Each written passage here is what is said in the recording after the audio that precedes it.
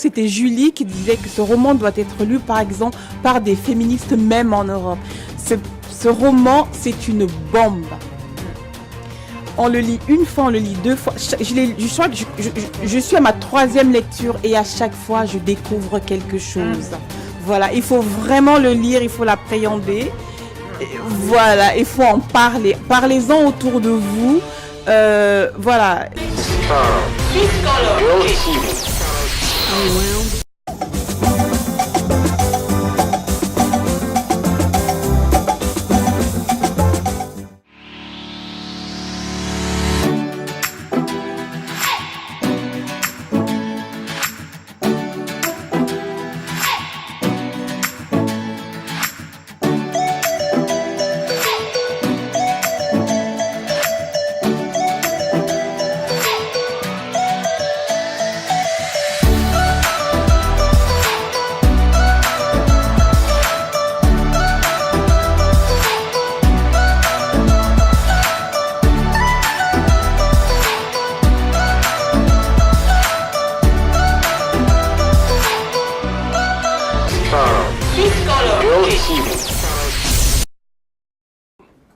J'ai envie de vous dire,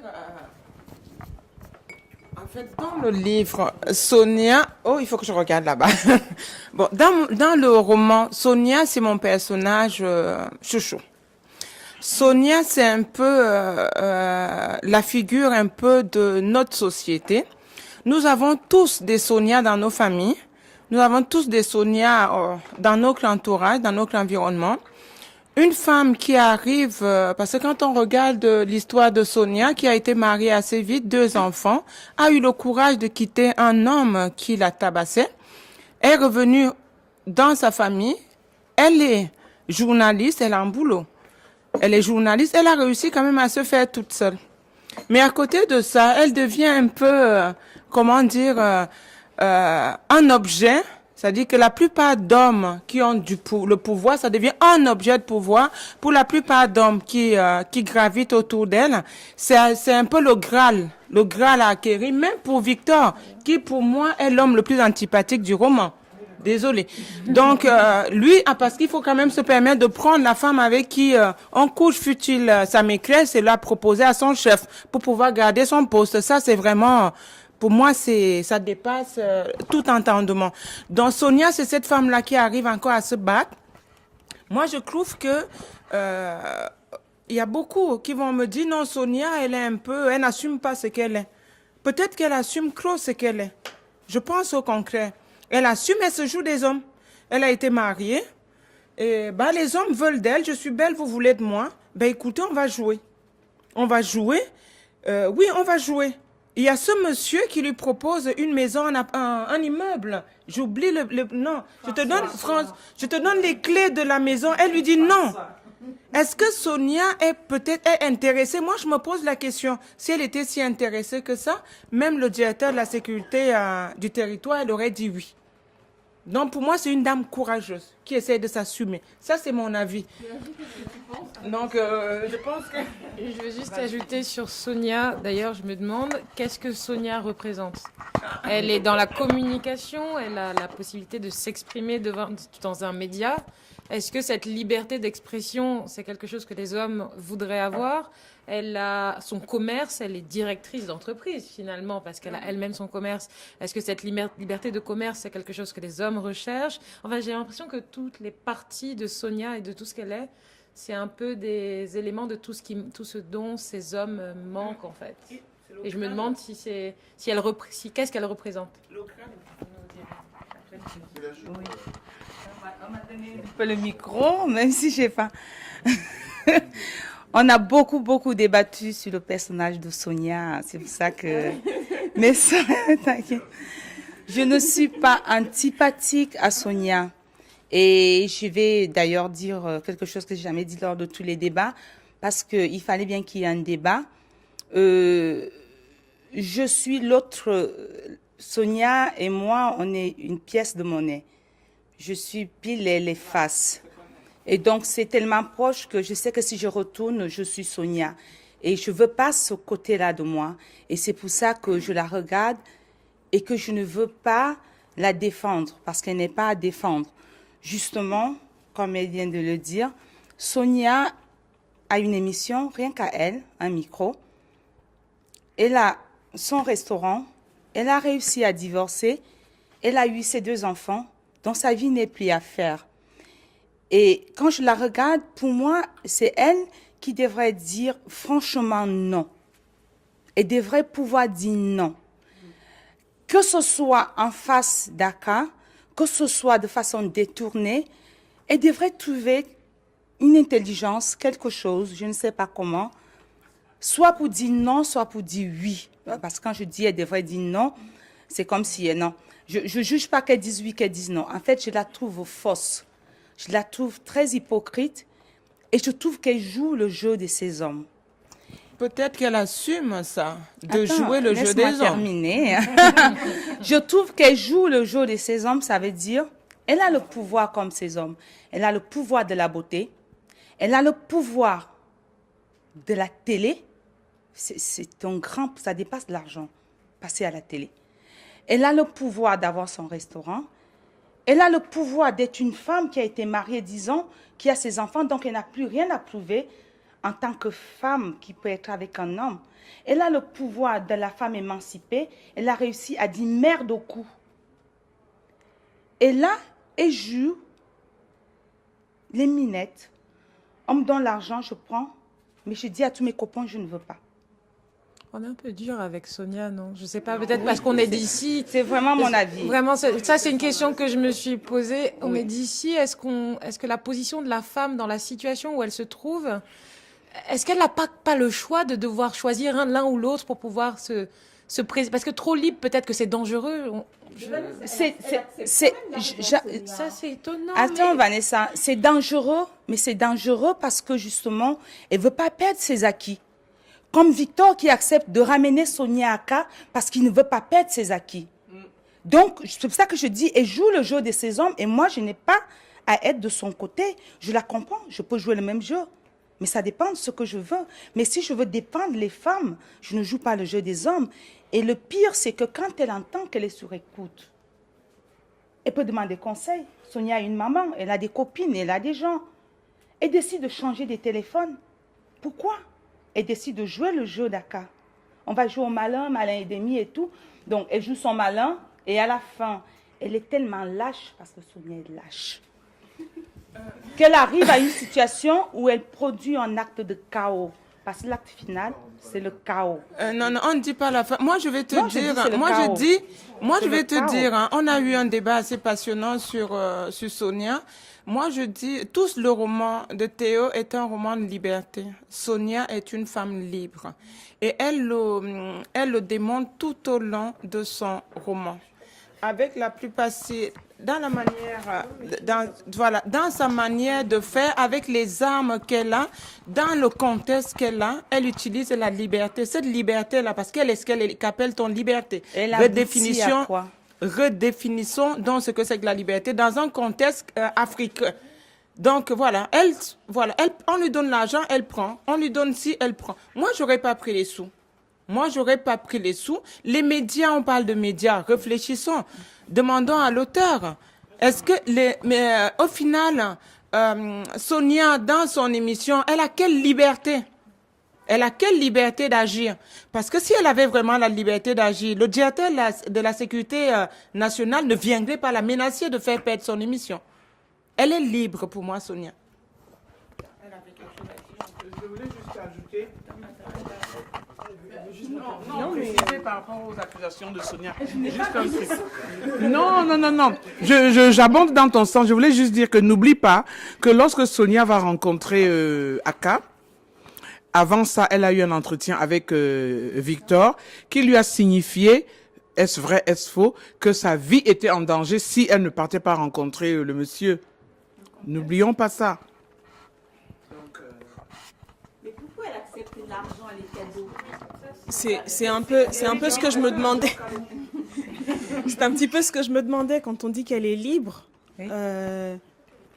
Parce que tous les arguments qu'on utilise pour dire qu'elle est libre, ce sont des arguments que les hommes aussi peuvent utiliser pour dire qu'ils sont libres. C'est le travail, c'est le fait d'être chef d'entreprise. Enfin, tout ça, ce sont des ambitions qu'on partage ou qu'on peut regarder chez les hommes et qu'on peut vouloir imiter en se disant le prix à payer, enfin pour moi, c'est un avis tout à fait personnel, mais je pense que le fait de mesurer la liberté de Sonia et donc de la femme par rapport au fait qu'elle ait un travail, qu'elle soit chef d'entreprise, qu'elle ait des attributs qui ont longtemps été masculins, ils ne sont pas forcément masculins, mais qui ont longtemps été associés au genre masculin, je pense que justement c'est là qu'on tombe dans un piège et que c'est ça justement qui l'amène à jouer le jeu des hommes finalement, puisque la liberté, le prix à payer pour se sentir libre, ce serait ça. Donc pour moi,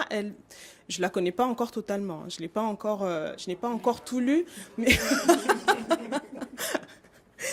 mais voilà, pour moi, pour le coup, elle mange comme un homme. Pour pouvoir se sentir libre de manger, elle va manger comme un homme. Et pour moi, elle n'est pas totalement libre. Non, mais rapidement, quand Pélagie parle qu'elle est fausse, je sais pas, naturellement, vous jugez le personnage comme moi aussi, je ne suis pas un maître absolu. Elle dit c'est qu'en fait, elle prend un peu de cadeau, elle ne prend pas. C'est vrai que, vu comment ça se passe, une enveloppe ou un paquet, une montre, etc., sur la table, on dit c'est à toi, bon. Mais quand le AK dit, bon, je vous propose des actions d'une station-service, etc., elle dit non.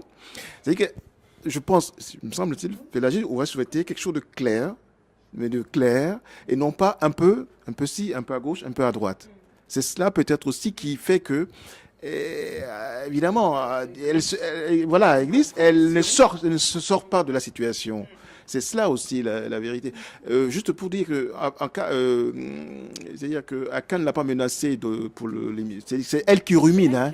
Et qui envisage, ce qui est réaliste, c'est possible. Mais s'il est capable d'enlever Énéas et de l'amener, de faire menacer, de faire suivre, de la mettre sous écoute, à mon avis, ne se limiterait pas à ça. On peut se dire aussi, donc, mais... Elle ne sait pas encore à ce moment-là. Si elle le sait bien quand elle va le rencontrer, quand c'est elle... derrière elle que Énéas se fait enlever, elle ne sait pas quand. Non, mais après. Donc elle... Oui, elle... Tu veux dire quelque chose par rapport à Sonia? Oui. Moi, je voudrais juste dire, je ne porte pas un jugement. Et moi, j'aurais été pour Sonia si elle avait été sincère. Si elle avait dit, j'ai divorcé, mon mari me battait, maintenant je veux me mettre avec le directeur de la sécurité. Je vais avoir une station d'essence pour moi, des villas, de ceci, de cela. C'est super. Et mon copain, qui est mignon, qui vit au Canada, je le verrai 2 fois par an. Je serai très bien dans ses bras. Moi, ça, je trouve ça sincère. Mais vas-y. Non, est-ce que être sincère, c'est vouloir forcément quelque chose de tranché? Est-ce que Sonia n'a pas le droit à l'ambivalence? Ah, je veux et finalement je ne veux pas. Ah oui, peut-être que j'ai... Elle a droit à être ambivalente, mais moi, je ne peux pas défendre quelqu'un d'ambivalent. Parce que moi qui la regarde, si elle-même n'a pas une position, comment je prendrai position auprès d'elle? Je ne pourrais pas. On ne souhaite pas la défendre. Non, On dit juste que... Oui. Parce qu'on voulait... Défendre ou pas, mais je pense qu'elle est juste humaine, qui parfois, qui a dans certaines situations face à l'argent, peut-être qu'elle en a besoin de cet argent, mais qu'elle aime Énéas, mais qu'elle a bien envie quand même d'avoir une certaine sécurité, et qu'elle a peur quand même de mourir, et qu'elle n'a pas envie que Victor meure, et puis quand même, ça pourrait faire une sécurité, et puis pour ses enfants, qui sait, on sait jamais, et puis son mari qui là-bas, peut-être qu'il pourra plus ça... Mais c'est humain. On lui laisse le bénéfice du doute. On lui laisse à Sonia le bénéfice du doute. Une scène qui se passe en 3 jours. Laissons Sonia avancer. Mais le roman est fini, on ne réfléchir. Donc, en fait, on laisse à Sonia le bénéfice du doute. Moi, je la défends pas et je juge pas. Le roman est écrit, on peut pas le réécrire. Et tous les personnages du roman sont excusables et justifiables. Mais à un moment donné, en tant que lecteur, tu prends position. Et je ne prends pas position auprès de Sonia. Voilà. J'ai pris position auprès de Sonia. Voilà. Les gens Aka, c'est le port. Pourquoi tu nous envoies veux bien quelqu'un qui défend Jean Aka. C'est un être humain. Merci, c'est pas une question. Je n'ai pas encore lu le roman. Je n'ai aucune idée du roman. Mais je suis quand même votre débat. D'abord, merci à l'auteur qui suscite des idées, qui redynamise d'une autre manière les pensées africaines ou les pensées de nous qui sommes dans la diaspora. Bon, je voudrais savoir, c'est pas une question, hein, mais j'ai entendu parler de liberté. Faut pas que nous, littéralement, il faut pas qu'on confonde liberté et libertinage. À propos de Sonia, je pense. Parce que lorsque... Justement. Il faut le lire avant de parler de libertinage. Justement, c'est pour cela que je dis, je ne sais pas si... parce que lorsque on prend un acte, il faut l'assumer aussi. Il faut l'assumer. Alors, je voudrais savoir avec tout le personnage, les directeurs de société et ceux qui l'ont proposé de l'argent, il faut qu'elle se mette elle-même en cause. Est-ce que je dois le faire ou pas? Quelle est ma dignité? Quelle est ma personnalité? Mais si Apolline... La morale. Alors, moi, je suis pas du tout dans la morale, hein, je suis désolée. Donc, vous aurez pas ça ici. Vous aurez pas ça ici du tout. Moi, je veux juste, en fait, la lecture du personnage de Sonia, de ce que moi j'en ai retenu. Pourquoi? Parce que cette femme, elle s'est mariée, elle sort du lycée. Donc, elle a pas, comme l'auteur disait à Genève, d'ailleurs, si ça se trouve, c'est son premier mec, voilà, elle s'est pas amusée. Elle se marie avec le type. 2 ans, au bout d'un moment, il se met à lui mettre des baffes. Bon, elle a le courage d'en sortir. Elle a le courage d'en sortir. Elle a son boulot, elle a sa vie, elle a ses 2 enfants. Peut-être qu'elle se dit, c'est le moment de m'amuser. Je dis bien peut-être. Après, on peut avoir une lecture de oui, Dieu, machin, la femme africaine doit être ceci et tout. Non. Enfin, elle choisit. C'est-à-dire que voilà, moi, ce que j'aime chez Sonia, c'est ça, c'est qu'elle choisit. Elle se dit, et même sa mère, en plus, sa mère lui dit, c'est bon, tu peux t'éclater. Donc, elle se dit, bon, d'accord, moi, je vais m'amuser. Enéas arrive, l'homme parfait, machin, de passage. La décision qu'elle prend sur Enéas, c'est, ce serait bien que lui, il retourne en Allemagne. De temps en temps, il revient ici et on est ensemble. Au Canada, pardon, excusez-moi. Lapsus révélateur. Donc, du coup, ce serait bien que, voilà, il va en vacances, quand il revient,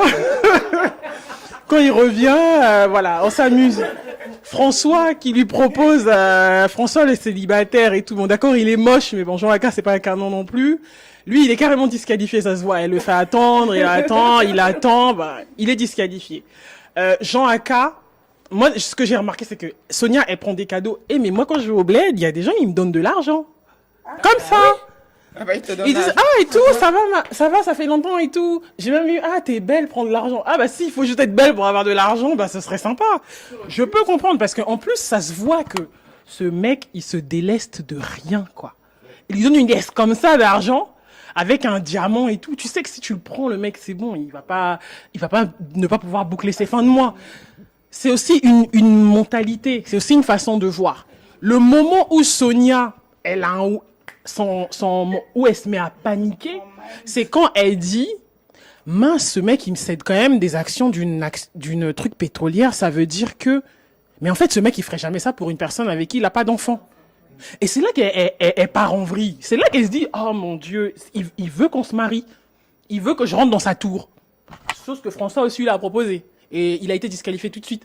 Et à partir du moment où elle sent qu'elle va rentrer dans une tour d'ivoire où la liberté qu'elle a eue, qu'elle a arrachée, parce qu'elle est quand même sortie d'un foyer qui est abusif, qu'on va lui retirer, c'est là qu'elle pète littéralement un plomb. Et pour moi, je suis désolée, c'est quand même la décision de dire non. C'est le plus gros non, plus non que ça, c'est pas possible. Donc du coup, moi je me suis dit, c'est pour ça que cette femme, je l'aime bien parce que jusqu'au bout, elle est entière. Mais elle calcule toujours, elle est obligée de calculer, elle s'amuse comme ça. Elle a son restaurant, elle se crée son réseau, elle garde des gens. Victor, un peu, c'est un ami, mais amant. François, il vient là, bon, il mange, ça fait de la clientèle. Elle a son réseau, elle les garde. Parce que voilà, il y a des gens comme ça, il y a des gens qui aiment utiliser les autres. Alors, c'est pas une victime quand même. Mais moi, j'ai jamais vu Sonia comme une victime. Elle a jamais été une victime. Cette femme, elle maîtrise sa vie. Le seul moment où elle sent qu'elle maîtrise pas sa vie, c'est parce que ce mec, c'est pas n'importe qui. Hein. C'est comme si le patron de la DGSE, il dit qu'il veut de toi. On se bat pas contre l'État. L'État, il est partout. Il écoute tout le monde. À un moment donné, il y a le Victor. Il va voir un agent. Il lui dit ton téléphone. Mais donc en gros, ils laissent leur téléphone ailleurs pour aller discuter parce qu'ils savent qu'ils sont tous sur écoute. C'est pas une vie. Et le plus gros acte, enfin l'acte de la fin pour moi, c'est l'acte de liberté suprême avec ce que ça représente chez les femmes africaines, ce qu'elle a fait. Enfin, pour moi, c'est énorme. Moi, je ne voudrais pas monopoliser la parole. Je pense qu'elle est aussi victime hein, de cette société. Elle est aussi victime. Dire qu'elle n'est pas victime, je trouve que non. Elle est quand même victime. Ce n'est qu'une victime qui survit, qui survit, mais qui de manière récurrente est sujette à les clients qui viennent dans le François là et tout. Elle le tolère quand même parce que bon il fait la recette. Victor, elle écoute quand même. Je veux dire.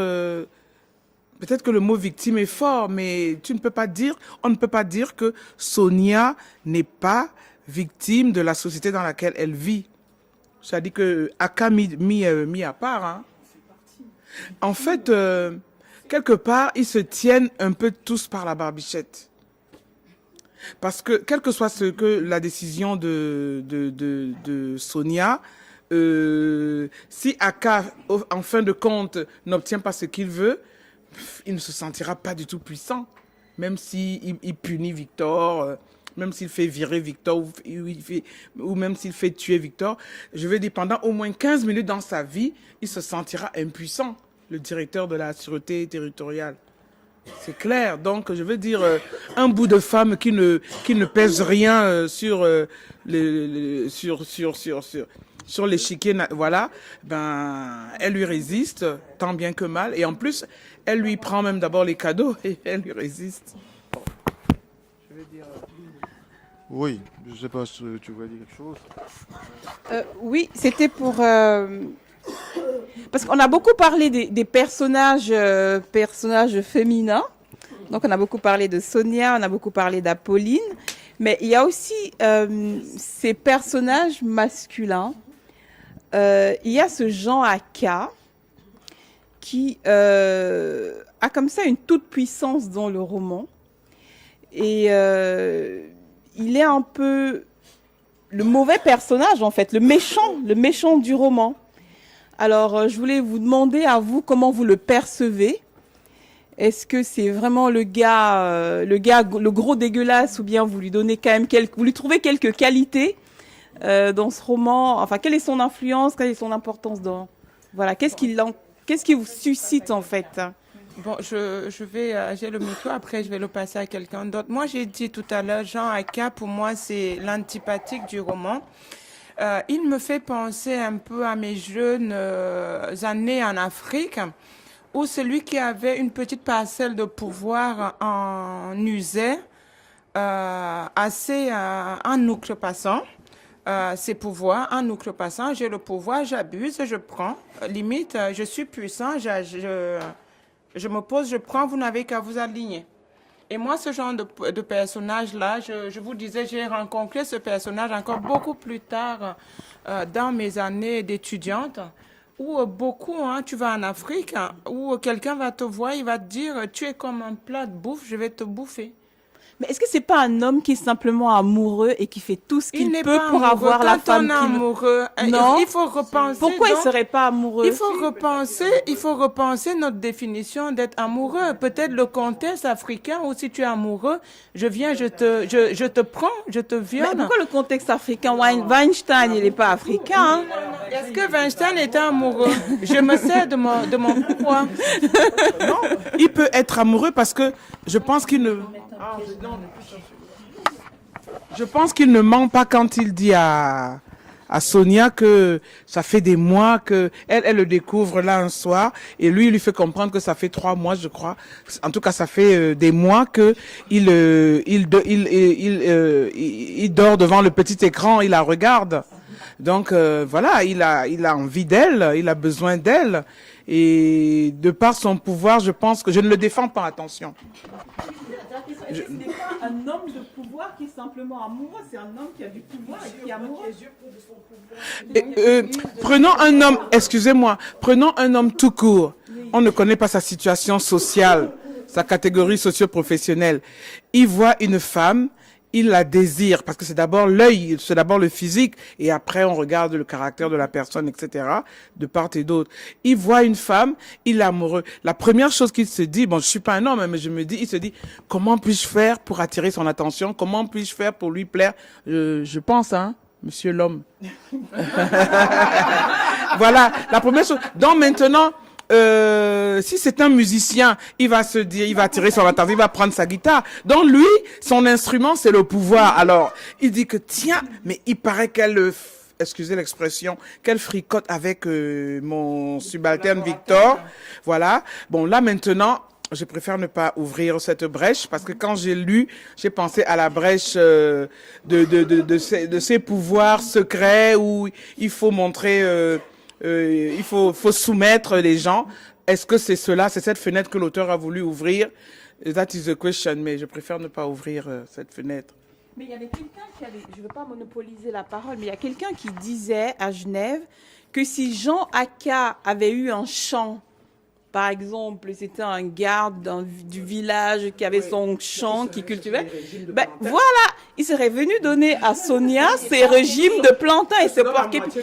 Voilà, est-ce qu'on l'aurait trouvé aussi antipathique? Le gars, il donne ce qu'il a, enfin, il fait avec ce qu'il a. Enfin. Et si elle acceptait, tu allais tirer sur elle? Je crois que le côté antipathique de Jean Aka, c'est à cause de, c'est la description qu'en fait Victor. C'est la situation dans laquelle met Victor met Sonia qui fait qu'on trouve que Jean Aka est antipathique. Parce que Victor vient en disant, tu dois y aller. Si tu n'y vas pas, je vais mourir. Et Victor le dépeint comme quelqu'un qui est en train de l'humilier lui. Et c'est parce que Jean Aka humilie Victor qu'on a une image négative de Victor, parce que entre François et Jean Aka, aucune différence. Chacun met en avant ses atouts pour obtenir la femme qu'il veut.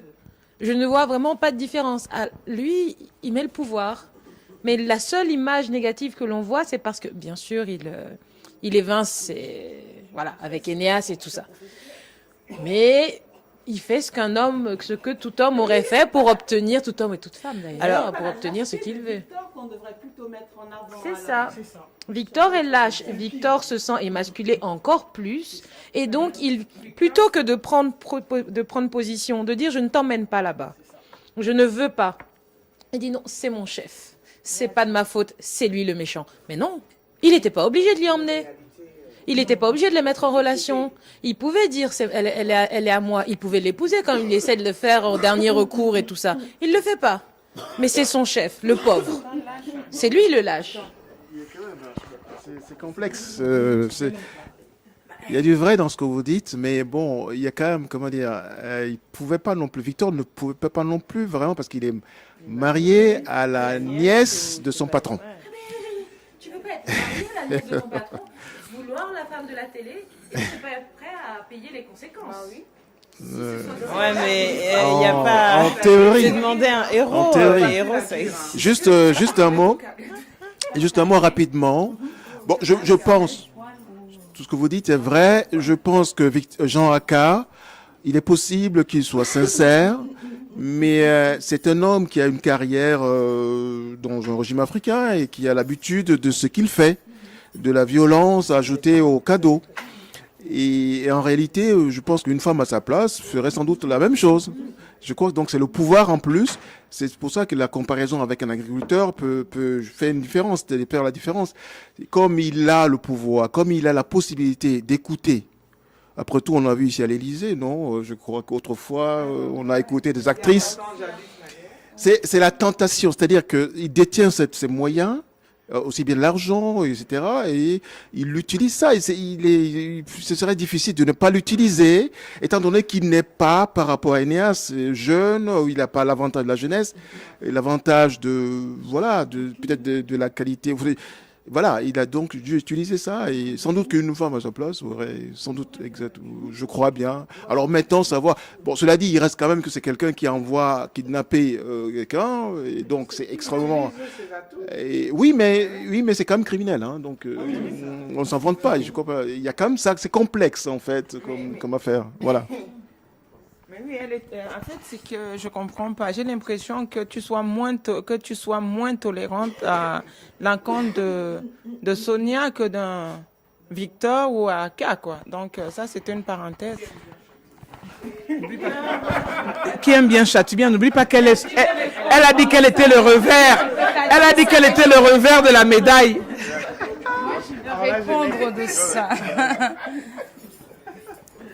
J'ai dit au début, quand j'ai pris la parole, que tous les hommes de ce livre, j'ai dit d'ailleurs au début, quand on a commencé le débat entre filles, que ce livre, il a été écrit par un homme. Ça se sent qu'il a été écrit par un homme.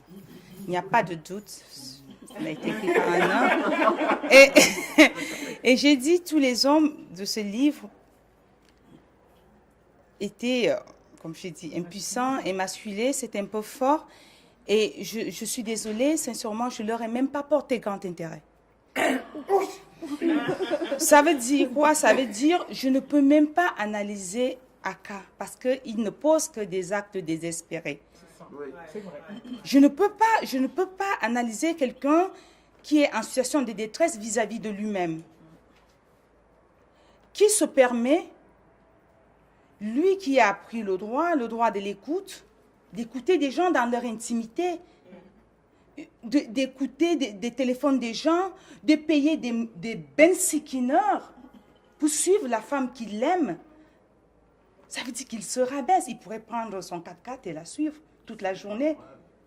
Il paye des bensikineurs, des gens comme ça. Mais qu'est-ce que tu veux qu'on attende de lui? C'est un homme perdu. C'est un homme perdu. C'est la norme, c'est la norme.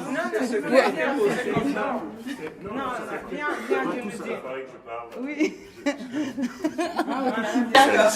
En fait, c'est peut-être ça qui est intéressant aussi dans le livre. C'est que moi, j'entends cette distance que vous essayez de mettre entre le monde, je ne sais pas si on va dire l'Occident ou une autre façon de voir, et l'Afrique. Non.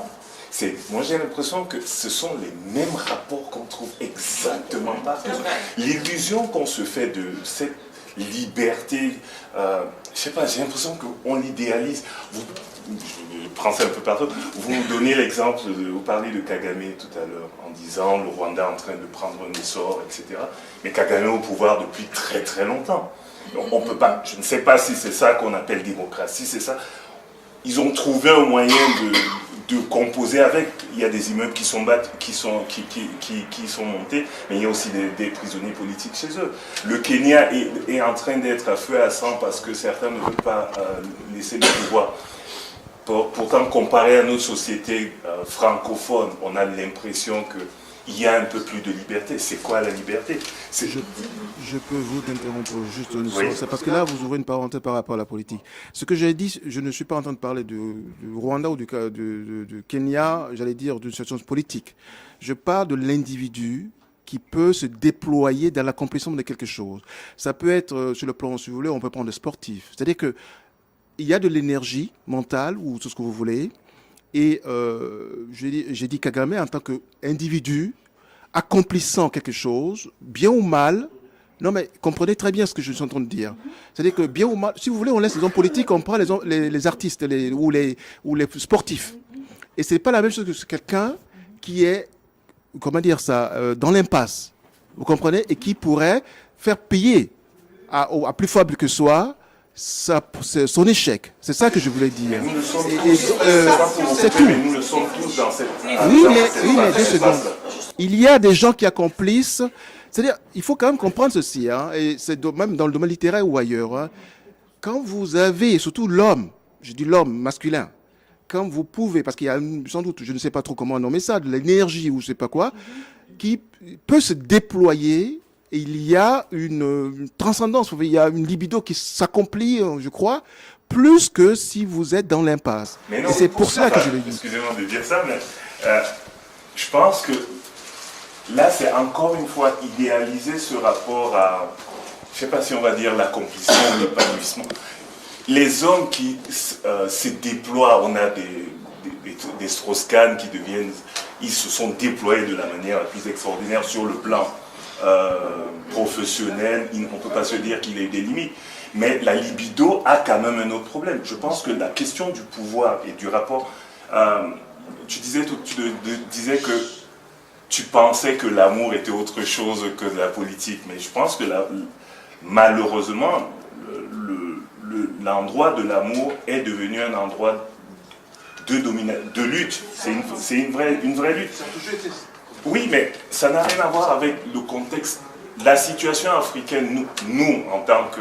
On se sent concerné parce qu'on regarde cela comme cela, mais pour moi, je n'ai pas l'impression que ce soit différent de ce qui se passe ici. C'est exactement la même chose. Un chef qui est placé à un endroit, si on rentre dans les rapports qu'il y a dans les entreprises, on retrouve exactement le même. L'homme est toujours aussi petit. C'est pour ça que je parlais de normes avec tous les guillemets possibles. Je ne dis pas... Moi, je n'ai pas regardé Aka ou Sonia ou qui que ce soit. D'ailleurs, je l'ai dit au début, sur le lieu où ils se trouvent. Que ce soit ici, que ce soit à Washington, que ce soit à Douala, un homme, au lieu de venir me séduire, qui se met d'abord à m'épier, à violer mon intimité, j'ai du mépris, tout simplement. Mais ce qui se passe, de toute façon, ce qui se passe, ce qui se passe dans le roman, mais tout le monde est absolument d'accord avec ça, c'est que c'est universel, hein. Exactement. Peut-être ce qui fait la particularité de ce roman, c'est le contexte. Il est fait dans un contexte africain. Mais maintenant, que ce soit les sentiments ou les rapports entre les êtres, enfin, moi, il me semble que c'est universel, hein. Voilà. D'ailleurs, la première chose que j'avais dite lorsque j'ai parlé de ce roman, c'était le rapport avec Weinstein, justement. Je me disais, tiens, voilà un roman qui arrive pile poil à temps. D'ailleurs, on n'a pas compris pourquoi on n'en parlait pas un peu plus dans les médias, hein, vu que on a un roman là qui arrive au moment où on nous parle de cette affaire-là, et je n'en ai entendu parler nulle part. C'est un peu bizarre, mais voilà, c'est des rapports entre êtres humains, voilà, qu'on retrouve partout, et là ils sont décrits dans le contexte africain avec certaines particularités de notre continent. Chaque continent a ses particularités.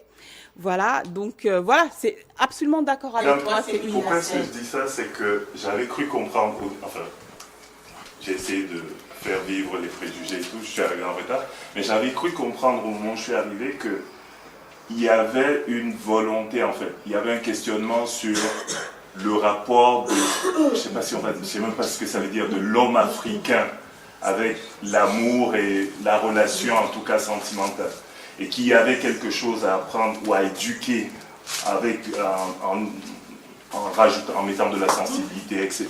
C'est ce que j'avais cru comprendre. Donc ça voulait bien dire qu'il y avait la question des brutes qui restent, il ne reste aux femmes sur place que les brutes, puisque voilà, il y avait quelque chose comme ça. C'est pas tout à fait ça. C'est beaucoup plus nuancé. Voyez-vous, il y a un roman se situe quelque part. C'est pas dans le vide. C'est situé dans un endroit donné. Les défauts ou les qualités humaines, eh bien, sont situés dans le temps et dans l'espace.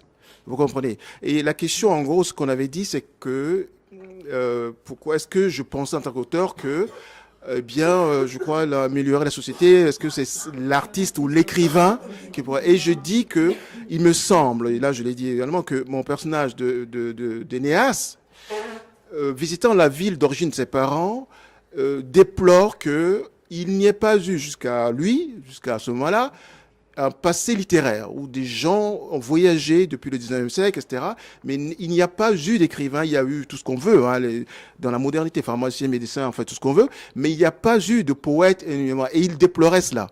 Parce que il y a quand même il faut quand même savoir que l'homme est imparfait, nous le savons, mais enfin, je veux dire, il y a des endroits où on est un peu plus à l'abri de son prochain qu'ailleurs, je crois, il me semble, et ce n'est pas acquis, ça ne tombe pas du ciel. Et ça peut disparaître, si, ça peut disparaître. Sinon, on n'irait pas, on ne fuirait pas à se réfugier ailleurs. Si partout c'est le même. Et que c'est la question de l'économie. Pas seulement. 2 secondes, Pas 2 seulement. secondes, 2 secondes. Pas seulement. S'il vous plaît, s'il vous plaît. L'homme est un être humain imparfait à la naissance. Il est éduqué. Et l'homme, c'est d'être éduqué parce qu'il est ouvert, il est libre. Et donc, il m'a semblé que Énéas pense que la littérature, en tant que reflet, en tant que miroir de ce que nous sommes en train de faire, finalement, c'est ça.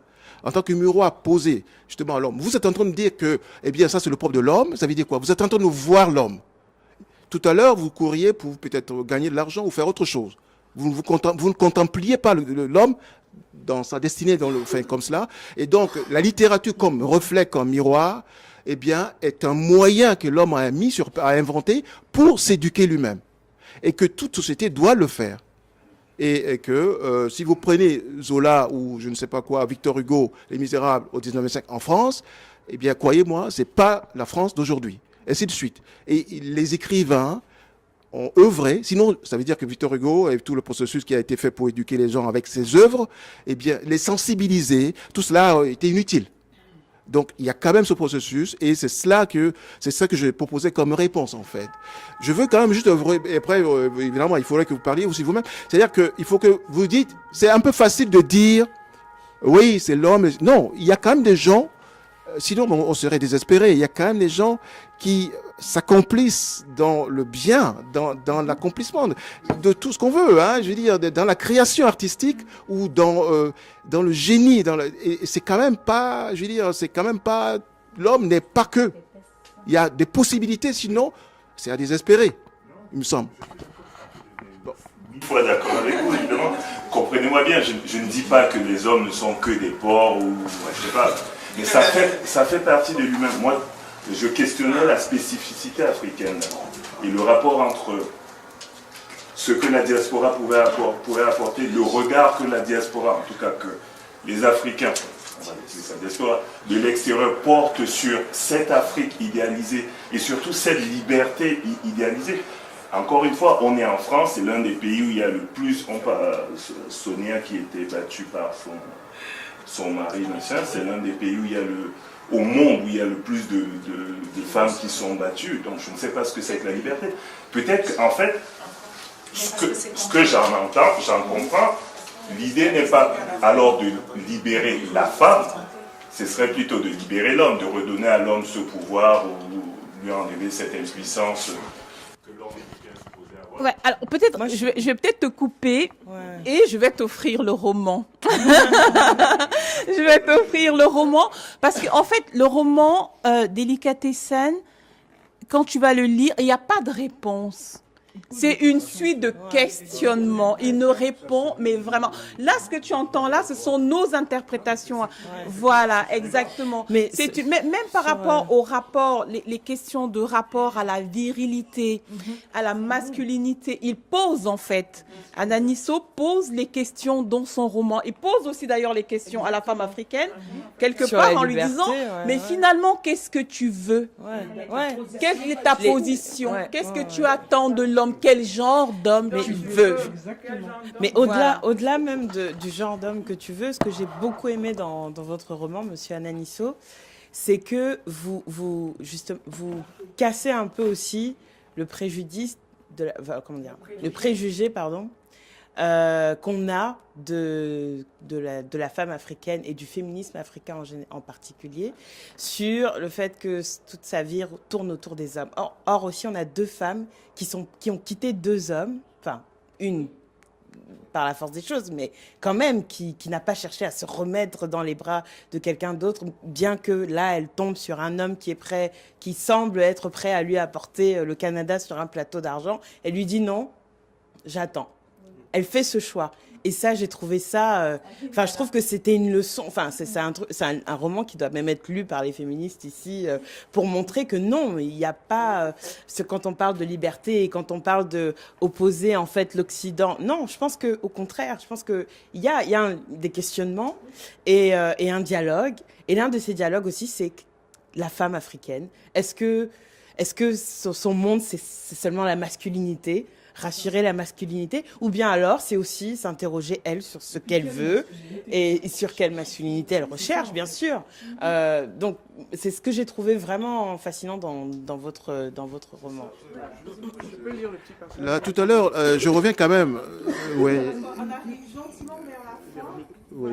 Il faudrait peut-être que chacune donne un petit résumé après Ce que vous venez de dire, là, je n'ai pas votre prénom en tête, Julie, non, pardon, c'est que Véronique a quand même, je reviens quand même un peu dessus parce que ça me gêne un peu, quand elle dit qu'au bout de 2h34, donc elle cède. Mais vous voyez quand même que quand il s'agit de quelque chose, genre la vie quand même, c'est quand tu lui proposes de partir avec quand Enéas lui propose, il prend 6 mois. Il donne 6 mois quand même. Donc je veux encore une fois dire que, disons-le simplement, d'avoir couché avec Enéas au bout de quelques heures ne signifie pas une désinvolture. Enfin, moi, je n'ai pas vu ça comme cela.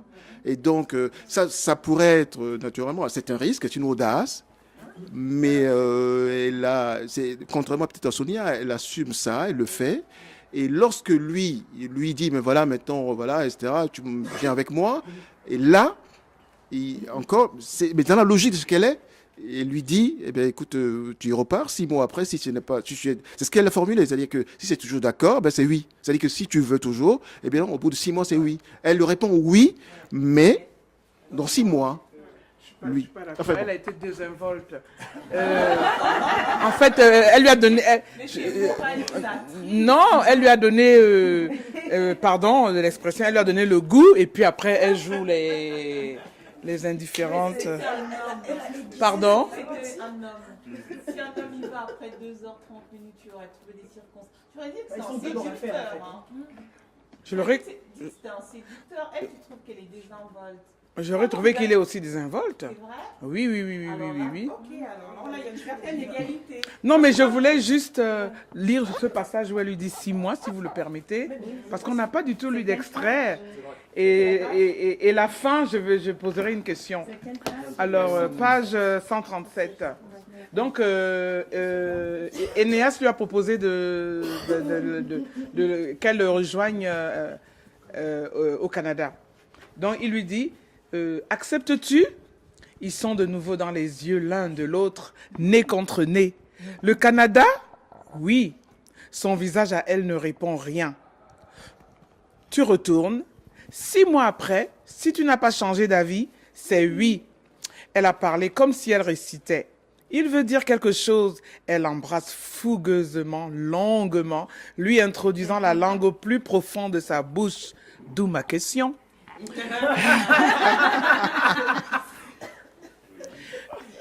Pourquoi avoir alterné il y a beaucoup d'alternance dans le roman sur des je ne sais pas, sur des situations comment dire, des situations comment dire, délicatessen, agréable, douce et puis dure. Et je voulais dire aussi, c'est-à-dire vous raconter avec beaucoup de finesse, beaucoup de, voilà, des actes sexuels. Mais j'ai trouvé qu'il y en avait quand même, je vais dire, pas trop, mais il y en avait pas mal, quoi. Sans faire d'analyse, sans faire d'analyse freudienne. Je trouve ça trop stylé. C'est pour ça que les femmes entendent. Oh non. Non, oui, je Moi, j'ai vu les deux pages politiques. Non, comment dire, ouais, l'alternance, effectivement. Pardon, je m'excuse. C'est-à-dire, en fait, il y a dans ces présentations-là, et en même temps, il y a aussi beaucoup de pudeur dans la hormis ces actions, on va dire. Moi, je pense que je l'ai. Enfin, je ne sais pas. Je veux dire que évidemment, l'option était de décrire. J'aurais pu m'arrêter, comme on fait au cinéma autrefois, je crois. On s'arrête juste avant, etc. Mais vous remarquerez une chose, il y a 3 scènes principales qui sont érotiques. La première, elle est superficielle, elle est la surface, c'est-à-dire quand, au début, Énéas vient voir Sonia. Ça se passe d'une manière insouciante, on est dans une atmosphère, etc. La deuxième véritable scène, où c'est explicite, c'est entre Énéas et Apolline. Et encore avec Apolline, donc le lendemain. Et ça s'arrête. C'est quand même ça, c'est volontaire, je ne sais pas. Je crois avoir mis un peu de pudeur, je vais vous laisser retourner la parole. Juste rapidement, cette histoire d'alternance, c'est vrai. C'est l'Afrique aussi, c'est le contraste, je veux dire que du sublime et également de la... J'ai dit, chez Apolline, c'est de la pauvreté, c'est de la misère, c'est les toilettes, les douches, etc. Et puis en même temps, très vite après, ça, j'ai conscience de ça. C'est-à-dire que même avant, juste avant, Énéas traverse la nuit vraiment dans des affres de la peur et très vite après, ça se ponctue avec quelque chose de très agréable et ainsi de suite. Ça, oui, mais c'est la réalité africaine, je crois. Hein, quoi. J'en ai conscience un peu. Mais alors, je laisse la parole quand même plutôt. C'est plus une question de forme. Il y a des moments où vous apparaissez dans le roman. Des moments où, par exemple, moi ça m'a surpris, ne repartons pas avec Sonia, page 42. Et là, on est avec Énéas et donc restons auprès d'Énéas. Jusqu'à présent, on n'avait pas l'impression que vous étiez là et d'un coup, vous apparaissez. D'un coup. Juste après, Énéas, le narrateur, page 136, Énéas dit à Apolline, tu es inépuisable. Juste après, il y a nous rapportons. Et à chacun de ces moments, j'ai eu l'impression que d'un coup, vous apparaissiez dans le roman et que ça y est, j'étais dans l'histoire et puis quelqu'un était là, me rappelait que je suis là. C'est moi qui raconte. Et on parle souvent d'Énéas à ces moments-là. Donc je me demandais si c'était une forme particulière que vous aviez choisie pour nous rappeler ou pour nous faire penser que peut-être que quand nous parlions d'Énéas, vous étiez là. Et ben voilà, la question est sortie. Ah, je savais ça de toute façon, je savais, mais on écrit et sans doute on projette des fantasmes, hein, ça fait partie de ça, mais ce n'est pas moi.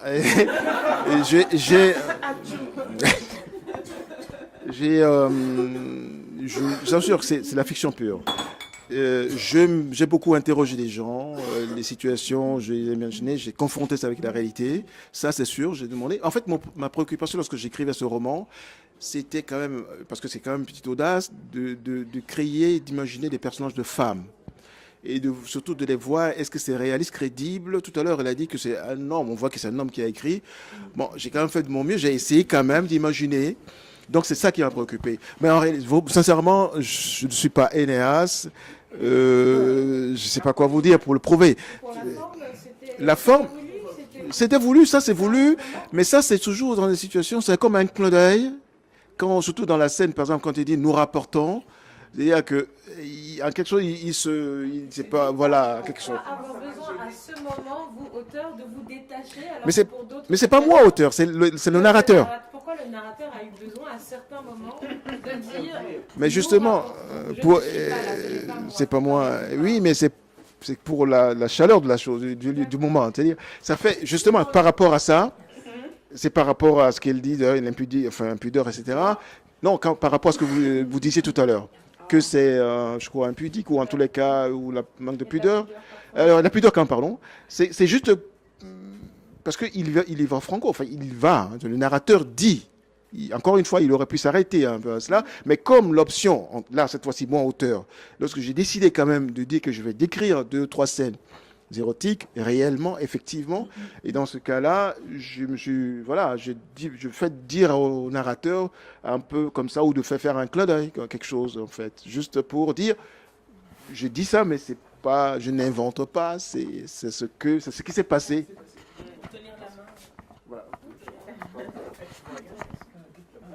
Alors, on va peut-être faire oui.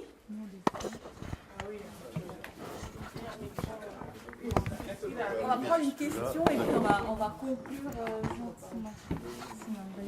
Alors, malheureusement, je n'ai pas encore lu le livre, mais je le trouve assez intéressant, d'abord parce qu'il me fait penser à un livre de Toni Morrison.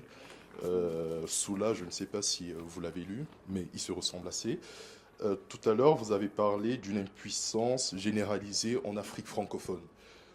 Mais est-ce que vous n'avez pas l'impression que cette impuissance généralisée se caractérise plutôt par une défaite de la pensée? Défaite de la pensée de la part non seulement des autorités, de la part des auteurs, comme l'a dit tout à l'heure le monsieur ici présent, mais aussi de la part de la population qui préfère, si vous voulez, s'enfermer dans un divertissement. Alors ce que j'appelle divertissement, c'est à la fois le sexe, illustré par le personnage Sonia, l'alcool, la croissance exponentielle des églises, de la religion et tout. Voilà, exactement. Et aussi, est-ce que vous ne pensez pas que cette impuissance généralisée cache en fait un refus de liberté? Refus de liberté caractérisé par un refus de libération qui lui-même est illustré à travers une forme d'obsession par une vision passéiste de l'histoire. Merci. Merci beaucoup. Je vais faire encore... j'apprécie beaucoup votre question. Je vais vous dire ceci. Je suis pas, et je préviens par rapport à ce qui a été dit, je n'idéalise pas. Mais Mugabe qui vient de quitter le pouvoir, c'est Umnyobe qui a eu affaire à des anglophones. S'il avait été au Cameroun, Mugabe aurait été éteint dans les années 50. Vous comprenez ce que je veux dire? Au Kenya, Jomo Kenyatta, qui a conduit le Kenya, je ne dis pas que politiquement c'est correct, je ne suis pas en train de dire ça. Je dis la possibilité, selon les contextes, d'aller au bout ou pas. Raolis n'aurait pas réussi, n'aurait pas régénéré le Ghana s'il était ailleurs, s'il était au Togo, que je connais. Raolis parle la même langue maternelle que moi. Je connais du côté de mon père. Ils viennent du Ghana. Donc, je dis ceci, c'est-à-dire que ce que vous dites là, ce sont les effets, l'alcool, la bière, tout ce que vous voulez, sont les effets de ce qui en amont a été. Quand on assomme un peuple, ou un ensemble de peuples, au Cameroun, très tôt comme ça dans les années 50, on change l'ADN, on évince tout ce qui aurait pu conduire ce pays-là autrement, parce qu'un pays est conduit par l'élite. Tout le monde n'est pas footballeur d'élite. Tout le monde n'est pas en politique d'élite, tout le monde n'est pas industriel d'élite, etc., etc. Et les hommes de qualité se déploient. Et puis, il y a beaucoup de gens qui ne sont pas de la même qualité. Donc, lorsqu'on évince, on étête les gens de qualité, on laisse les bongos, les gens comme ça, ou si vous voulez, en dessous, d'autres gens qui, forcément, mènent l'ensemble dans l'impasse. Et le résultat que nous voyons, et c'est ça, l'erreur que nous ferions, je vous assure, c'est de juger de l'effet en pensant que les gens le fuient. Je vous le répète encore, Mugabe il était en prison 10 ans. Ensuite, j'étais au lycée, quand il faisait le voyage avec Josiane Kumo, qui était son rival, il faisait l'aller-retour entre, je crois, le pays de côté, c'est la Zambie, où il était réfugié, pour aller à Londres négocier l'indépendance. Vous comprenez ce que je veux dire? Jomo Kenyatta également, c'est la même chose. Ça n'est jamais arrivé. Dès que Lumumba s'est levé, on l'a tué tout de suite. Dès que Umnyobe, on ne lui a pas laissé ne serait-ce que la possibilité de négocier. Moumier, tout ça. Il faut que vous compreniez cette chose simple. Mugabe, c'est Umnyobe qui a eu affaire avec les Anglais. Point. Il aurait eu affaire avec d'autres gens. Il n'aurait jamais été le Mugabe qu'on a vu. Et on n'aurait pas vu le héros. Vous comprenez ce que je veux dire? Donc, je vous le dis, je le répète encore une fois, la situation de l'Afrique telle que... Je ne dis pas que dans les pays anglophones c'est mieux ou pas, mais moi je visite souvent ces pays-là, je vous le dis, qu'il faut que vous reconnaissiez que il y a des situations dans lesquelles, des impasses qui sont des impasses qui sont provoquées par des situations de départ.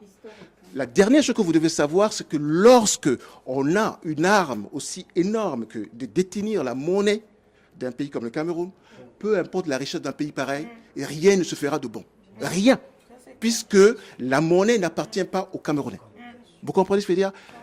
C'est une discussion, mais vous comprenez ce que je dis? C'est-à-dire que se réfugier dans la religion, les croyances, etc., c'est des conséquences. Ce sont des effets. Je vous l'assure, c'est des effets. Dernière chose, en littérature, parce qu'on a parlé aussi de l'impuissance, on a parlé aussi de l'impuissance des auteurs. Vous comprenez ça? Des écrivains. Des écrivains. Si vous replongez dans la vie de Mongo Betty, de bout en bout, pas un prix littéraire, pas une reconnaissance. Pas un prix. On a nommé des gens tout à l'heure qui ont des prix d'ici jusque-là. Mongo Betty, vous allez prendre son nom, à 22 ans, des romans. Aucune reconnaissance. Il faut être courageux pour continuer et non pas abandonner. Donc, le même effet que je vous parlais de Mugabe et autres là, se produit également là. Et c'est ça que vous devez savoir. Ça nous mènerait loin, mais je vous le dis, tout ce que vous voyez sont des effets. Je vous assure. Je vous assure cela, sincèrement. Allez.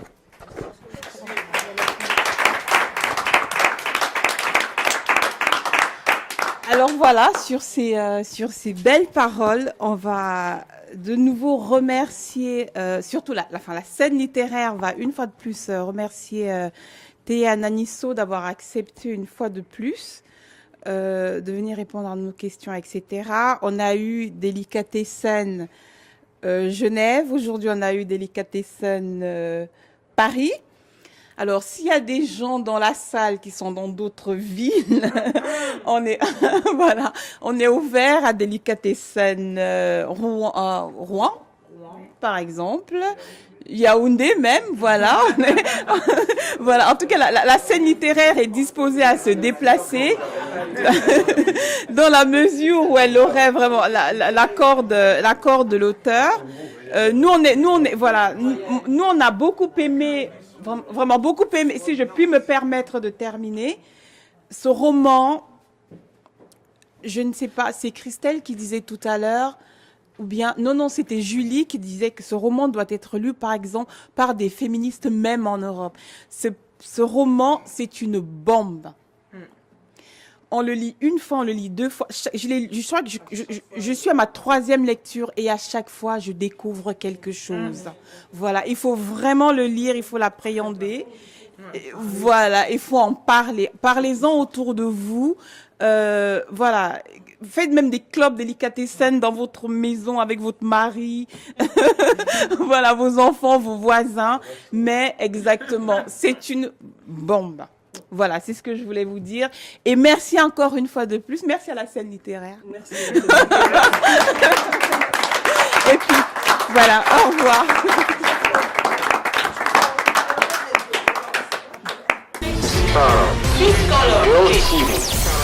Around